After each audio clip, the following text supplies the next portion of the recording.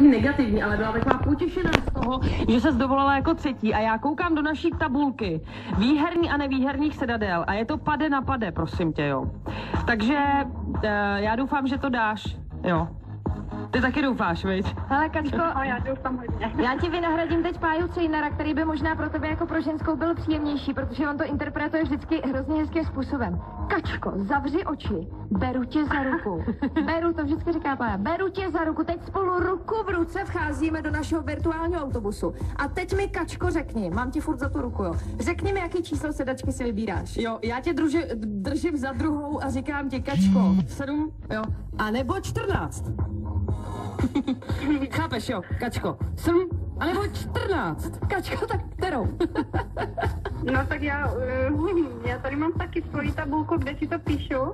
Ano. A podle mojich statistik by to měla být 14. Jo, tak já si myslím, že statistika nuda je vůbec se k tomu nemusela propůjčovat, protože naše jo, a 14, jo. To bylo naprosto jasný. Ne, pardon, tady, tohle je správně. Já jsme tě chtěli ještě maličko mystifikovat, ale prostě je to tvý, Kačko. Jseš tam? Jo. Kačko, jedeš do Vídně. Tak To není možné. je to možné. Je to možné, věř mi, je to možné.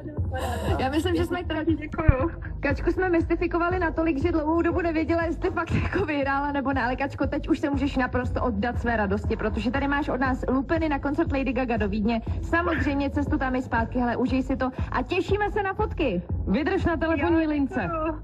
No a pro vás ostatní, pro Kačku to byla super chvíle, pro vás ostatní.